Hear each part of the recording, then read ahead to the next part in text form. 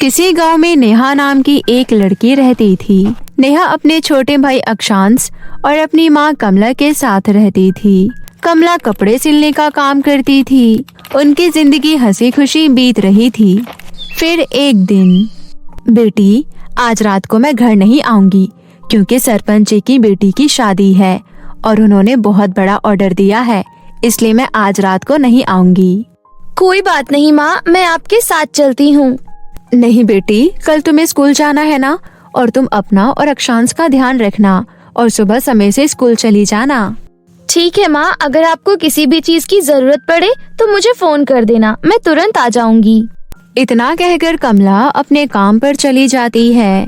कमला की दुकान के सामने ही एक रागिनी नाम की औरत की कपड़े की दुकान थी। जब से इस कमला की बच्ची ने दुकान खोली है तब से मेरा तो काम बिल्कुल ठप हो गया है। आज सरपंच जी के ऑर्डर मुझे मिलने वाले थे और कहाँ इस भिखारिन को मिल गए। अगर ऐसा ही चलता रहा तो मुझे भीख मांगना पड़ेगा। मुझे जल्द से जल्द कुछ करना होगा। रात होते ही रागिनी सरपंच के घर में से गहने चुरा कर ले आती है और कमला की दुकान में रख देती है। अरे सुनिए जी, गजब हो गया। हमने अपनी बेटी की शादी के लिए जो गहने रखे थे वो चोरी हो गए। किसकी इतनी हिम्मत जिसने हमारे घर में चोरी करी? तभी वहाँ पर रागिनी आ जाती है। माफ करना सरपंच जी, मुझे आपको कुछ बताना है। दरअसल मैं रात को अपनी दुकान में काम कर रही थी, तभी मैंने देखा रात को कमला एक बैग में भरकर अपनी दुकान में कुछ ले जा रही थी। हो सकता है कि वो आपके गहने हो, एक बार जाकर उसकी दुकान चेक कर लीजिए। रागिनी के इतना कहने पर सरपंच और सरपंच की पत्नी दोनों कमला की दुकान में जाती हैं। ए कमला की बच्ची, बाहर निकल, मुझे सब पता है कि तूने ही मेरे गहने चुराए हैं। अरे मालकिन, आप ये सब क्या कह रही हो? मैं तो रात को आपके ऑर्डर पूरे कर रही थी। ज्यादा भोली बनने की कोशिश मत कर, हट यहाँ से, हम तेरी दुकान चेक करेंगे। दोनों पति पत्नी मिलकर दुकान की तलाशी करते हैं। तभी उन्हें अपने गहने मिल जाते हैं। देखिए जी, ये रहे हमारे गहने। कमला बहुत घबरा जाती है। मालकिन, मुझे सच में नहीं पता कि ये गहने कहाँ से आए हैं। मैं सच बोल रही हूँ, मैंने आपके कोई गहने नहीं चुराए। कमला के इतना कहने पर सरपंच की पत्नी कमला को बहुत मारती है। सुनिए जी, जल्दी से आप पुलिस को फोन करो और इसको पुलिस के हवाले करवाओ। मैंने पहले ही पुलिस को फोन कर दिया था। थोड़ी देर बाद पुलिस भी वहाँ पर पहुँच जाती है और कमला को पकड़कर जेल में डाल देती है। वो सब देखकर रागिनी बहुत खुश होती है।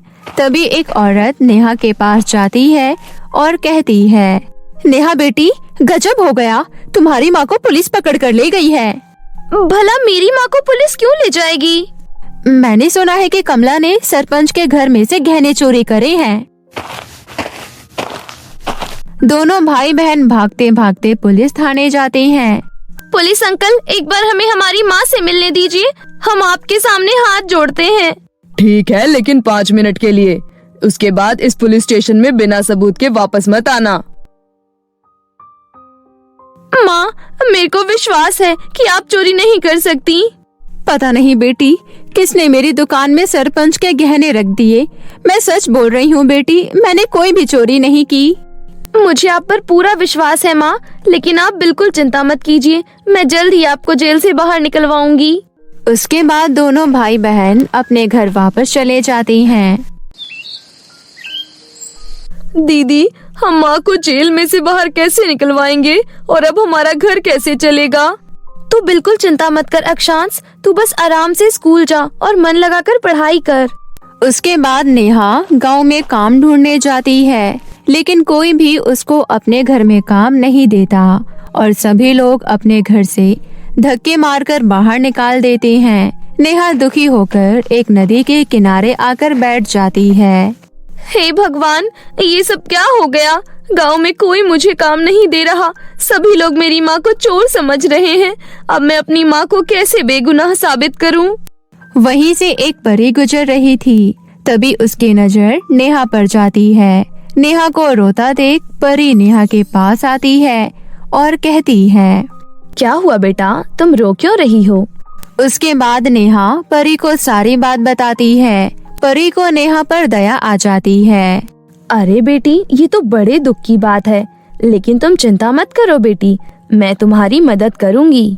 इतना कहकर परी अपने जादू से 2 जादुई फ्रॉक प्रकट करती है।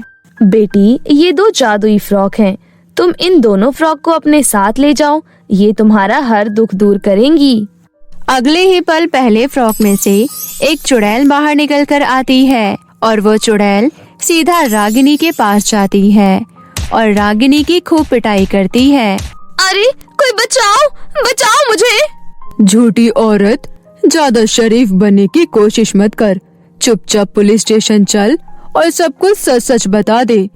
और अगर तूने पुलिस के सामने सच नहीं बताया तो मैं तुझे मार डालूंगी। ठीक है, मैं पुलिस को सब कुछ सच सच बता दूंगी। रागिनी भागी भागी पुलिस स्टेशन जाती है और पुलिस को सब कुछ सच सच बता देती है। पुलिस उसको पकड़कर जेल में डाल देती है और कमला को छोड़ देती है। हमें माफ कर दो, हमने उस दुष्ट औरत पर विश्वास किया और तुम्हारे साथ बहुत बुरा किया। कोई बात नहीं सरपंच जी, वैसे भी अमीर लोग थोड़े नादान होते हैं। उसके बाद परी के दिए हुए दूसरे जादुई फ्रॉक से बहुत सारे पैसे निकलते हैं। कमला के घर की गरीबी पूरी तरह से मिट जाती है और अब फिर से उसका परिवार हंसी खुशी रहने लगा। नीले आंखों वाली बदसूरत सिंड्रेला परी। बहुत समय पहले की बात है। परी लोग की दुनिया में फ्लोरा नाम की रानी परी रहती थी। रानी परी की एक बेटी थी, सेलिना। सेलिना बहुत ही खूबसूरत थी। अपने लाल बालों और हरी आंखों पर सेलिना को बहुत घमंड था। सेलिना परी बाकी परियों के साथ ज्यादातर वक्त परी लोग के बगीचे में बिताती थी। सभी परियां उसकी सुंदरता की अक्सर तारीफ करती थी। सेलिना परी को अपनी सुंदरता की तारीफ सुनना बेहद पसंद था। गुजरते वक्त के साथ सेलिना परी का घमंड भी बढ़ता चला गया। अब वो सीधे मुंह किसी से बात तक नहीं किया करती। रानी परी फ्लोरा अपनी बेटी सेलिना के इस बर्ताव से बहुत दुखी रहती और उसे खूब समझाती, लेकिन सेलिना परी सभी बातों को अनसुना कर अपने घमंड में चूर रहती। एक दिन की बात है, रानी परी फ्लोरा बगीचे में टहल रही थी। तभी उनकी नजर बगीचे में लगे आकर्षक नीले फूलों पर गई। उन नीले फूलों को देखकर रानी परी बोली, ओह कितने सुंदर फूल हैं। काश मेरी एक बेटी होती जिसकी नीली आंखें हो और वो दिल की बहुत ही सुंदर हो। हे परियों की राजमाता, मेरी विनती सुन लो। रानी परी फ्लोरा के इतना बोलते ही एक चमत्कार हुआ और तेज रोशनी के साथ उनकी गोद में एक नीली आंखों वाली नन्ही सी परी प्रकट हो गई, जिसे देख रानी परी बोली, ओह परियों की राजमाता ने मेरी पुकार सुन ली। मेरी बच्ची कितनी सुंदर है, नीली आंखें और सुनहरे बाल। तुम कितनी प्यारी हो। मैं तुम्हारा नाम रखती हूँ सिंड्रेला। तुम बिल्कुल उन नीले फूलों की तरह सुंदर और कोमल हो। सिंड्रेला परी का दिल बहुत अच्छा था और वो बहुत प्यारी थी। वो अपनी बहन सेलिना परी से बिल्कुल अलग थी। सिंड्रेला परी अपनी रानी माँ का बहुत ख्याल रखती थी। उसे अपनी बड़ी बहन से भी बहुत प्यार था, पर सेलिना परी के मन में सिंड्रेला के लिए जरा सा भी प्यार नहीं था। वो सिंड्रेला परी की खूबसूरती से बहुत ही जलती थी। सेलिना परी हमेशा इस बात का ध्यान रखती थी कि सिंड्रेला परी कभी भी महल से बाहर ना जाए, ताकि कोई भी सिंड्रेला परी की खूबसूरती ना देख पाए। इसलिए वो सिंड्रेला परी को बाहर जाने से रोका करती और उससे हमेशा झूठ बोलती। तुम कभी महल से बाहर कदम मत रखना, क्योंकि तुम्हें पता नहीं अगर तुम बाहर जाओगी तो लोग तुम पर काला जादू कर देंगे। सिंड्रेला परी अपनी बहन की हर बात मानती थी। वो वही करती जो वो कहती थी। रानी परी फ्लोरा भी यही चाहती थी कि सिंड्रेला परी महल से बाहर ना जाए, क्योंकि उन्हें डर था कि कहीं सिंड्रेला परी भी सेलिना परी की तरह घमंडी ना बन जाए। एक दिन की बात है, सिंड्रेला परी राजमहल के बगीचे में खेल रही थी। तभी उसने एक प्यारी सी तितली को बगीचे में उड़ते हुए देखा। वाओ, कितनी प्यारी तितली है। मैंने इससे पहले इतनी खूबसूरत तितली कभी नहीं देखी। ये कहते हुए सिंड्रेला उस तितली का पीछा करने लगी। वो आकर्षक तितली की खूबसूरती में इतना खो गई कि उसे पता ही नहीं चला कि वो कब परी महल से बाहर दूर निकल गई। लेकिन कुछ ही पल में वो तितली गायब हो गई। अरे वो तितली कहाँ गई? अभी तो यही थी। सिंड्रेला परी यहाँ वहाँ हैरानी से उस तितली को ढूंढ ही रही थी कि तभी परीलोक की परियों ने सिंड्रेला परी को चारों ओर से घेर लिया और उसकी खूबसूरती की तारीफ करने लगे। ये देख सिंड्रेला परी घबरा गई। मुझे महल वापस लौट जाना चाहिए, माँ मेरा इंतजार कर रही होगी।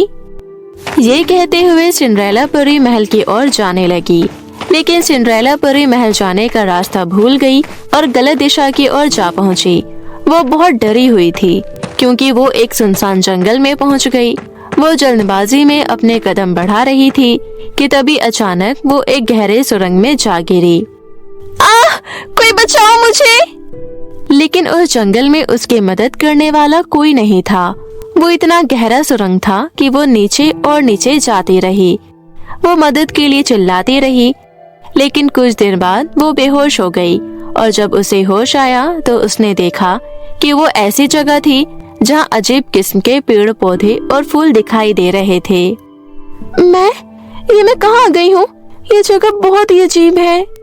सिंड्रेला परी उस अजीब जगह में इधर उधर भटक रही थी कि तभी उसे एक खूबसूरत हवेली दिखाई दी जहाँ सुमोना नाम की एक बुरी जादूगरनी रहती थी।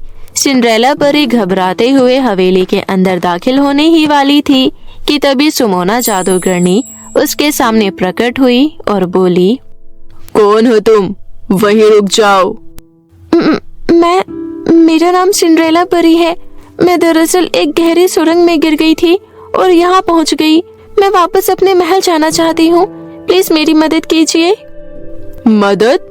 मैं भला तुम्हारी मदद क्यों करूँ? मैं आपके बहुत काम आ सकती हूँ। मुझे घर का सारा काम करना आता है। मैं आपका सारा काम करूँगी, बस आप मुझे वापस महल जाने का रास्ता बता दीजिए। सिंड्रेला परी की बात सुन जादूगरनी सुमोना मन ही मन में सोचने लगी कि उसे मुफ्त में एक नौकरानी मिल जाएगी। फिर वो बोली, ठीक है, तुम कुछ दिन मेरे यहाँ काम करो। अगर मुझे तुम्हारा काम अच्छा लगा तो मैं तुम्हें वापस परी महल भेजने में तुम्हारी मदद करूँगी। अच्छा ठीक है, मुझे आपकी बात मंजूर है। पर मेरी एक और शर्त भी है।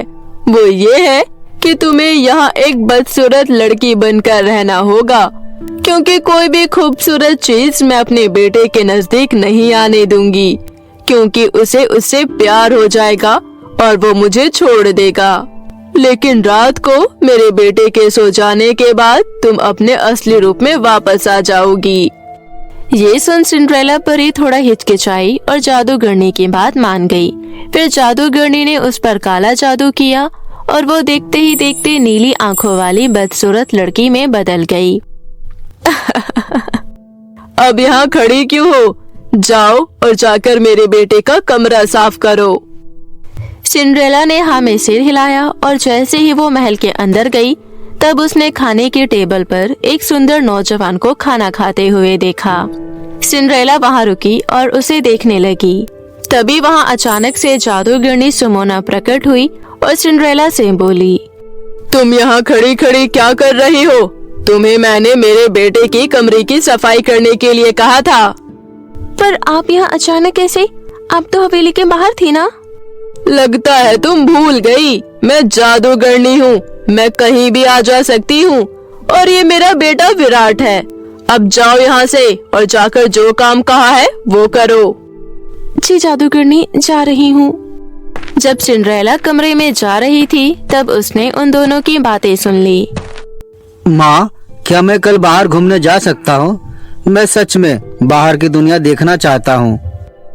नहीं बेटा, मैंने तुम्हें कितनी बार कहा है, मैं तुम्हें खोना नहीं चाहती। मुझे डर है अगर तुम बाहर गए तो तुम मुझे छोड़ दोगे। अगले कुछ दिन सिंड्रेला ने जादूगरनी सुमोना के घर में एक नौकरानी की तरह काम किया। धीरे धीरे वो विराट की ओर आकर्षित हो गई और मन ही मन उसे पसंद करने लगी। वो सारा दिन भर जादूगरनी के बेटे विराट के बारे में सोचती रहती। जादूगरनी का बेटा कितना सुंदर है, काश मैं उसे अपने हाथों से एक खूबसूरत फूलों की माला दे पाती। ऐसा सोचकर सिंड्रेला ने एक दिन बगीचे में जाकर रंग बिरंगे फूलों की एक माला बनाई और रात होने का इंतजार करने लगी। रात को जादूगरनी सुमोना के सो जाने के बाद सिंड्रेला अपने असली रूप में आकर फूलों की माला लिए चुपचाप विराट के कमरे में दाखिल हुई। फिर फूलों की माला विराट के तकिए के पास रख उसे निहारने लगी और फिर चुपचाप वहां से चली गई। अगले दिन सुबह जब विराट सोकर उठा तो उसे लगा जैसे उसने कोई सपना देखा। बड़ी अजीब बात है, आज मैंने सपने में एक नीली आंखों वाली परी को देखा। उसने मुझे फूलों की माला दी थी। ये कहते हुए विराट की नजर तकिए के पास रखी फूलों की माला पर गई। उन फूलों की माला को देख विराट ने कहा, ओह, इसका मतलब वो सपना नहीं था, वो सचमुच की परी थी। मैं अभी जाकर नीली आंखों वाली परी को ढूंढूंगा जिसने मुझे ये सुंदर माला दी है। इतना बोलकर विराट अपनी जादूगरनी माँ को बिना बताए चुपचाप घोड़े पर सवार हुआ और नीली आंखों वाली परी को ढूंढने के लिए पहली बार हवेली के बाहर कदम रखा। काफी दूर चलने के बाद वो मन ही मन बोला, मुझे पता है वो परी मेरी हवेली के आसपास तो बिल्कुल भी नहीं होगी। मुझे उसे ढूंढने के लिए बहुत दूर जाना होगा। विराट अपने सपनों की राजकुमारी नीली आंखों वाली परी को ढूंढने काफी दूर निकल गया। दूसरी ओर सिंड्रेला ने विराट को हवेली से निकलते देख लिया था। वो भी विराट का पीछा करते करते जंगल से दूर नदी किनारे जा पहुंची। इत्तेफाक से सेलिना परी नदी किनारे अकेले ही पानी में अपनी छवि निहार रही थी। अपनी बहन सेलिना को देख सिंड्रेला फौरन उसके पास गई और बोली, मेरी प्यारी बहन, अच्छा हुआ तुम मुझे मिल गई। मैं सिंड्रेला हूँ। क्या कहा? तुम सिंड्रेला हो? पर तुम इतनी बदसूरत कैसे हो गई? ये सब जादूगरनी के काले जादू की वजह से हुआ है। प्लीज इस काले जादू को तोड़ दो। सेलिना अपनी बहन सिंड्रेला को एक बदसूरत लड़की में देखकर बहुत खुश थी, क्योंकि वो इस दुनिया की सबसे खूबसूरत परी बनकर रहना चाहती थी। वो बोली, मैं तुम्हारी मदद क्यों करूं? जाओ यहाँ से। मेरी प्यारी बहन, प्लीज मेरी मदद करो, मुझे रानी माँ के पास ले चलो। सेलिना ने गुस्से से सिंड्रेला को जोर का धक्का दिया और वो दूर जा गिरी। तभी अचानक विराट वहाँ आ पहुँचा और सिंड्रेला का हाथ थामते हुए कहा, क्या तुम ठीक हो? तुम्हें कहीं चोट तो नहीं लगी? विराट के छूते ही सिंड्रेला परी काले जादू से आजाद हो गई और वो अपने असली रूप में वापस आ गई। अपने सपनों की नीली आंखों वाली परी को देखकर उसे अपनी आंखों पर विश्वास नहीं हुआ। अरे, तुम तो हवेली में काम करने वाली नौकरानी थी ना? तुम परी में कैसे बदल गई? मैं वाकई में एक परी ही हूँ। दरअसल तुम्हारी जादूगरनी माँ ने अपने काले जादू से मुझे एक बदसूरत लड़की में बदल दिया था, क्योंकि वो नहीं चाहती थी कि कोई भी खूबसूरत चीज तुम्हारे करीब आए। ये कहते हुए सिंड्रेला ने विराट को सारी बात बताई। ये सब सुन विराट हैरान रह गया और दुखी होते हुए बोला, मेरी माँ ऐसा कैसे कर सकती है? मैं उन्हें कभी माफ नहीं करूँगा। माना कि तुम्हें बुरा लग रहा है, लेकिन तुम तभी खुश रह सकोगे जब तुम उन्हें माफ कर दोगे। सिंड्रेला को पहले जैसा खूबसूरत देख नदी किनारे खड़ी सेलिना गुस्से से तिलमिला गई। तभी अचानक उसका संतुलन बिगड़ा और वो नदी में जा गिरी और डूबने लगी। अपनी बहन को मुसीबत में देख सिंड्रेला नदी में कूद गई और सेलिना को डूबने से बचा लिया।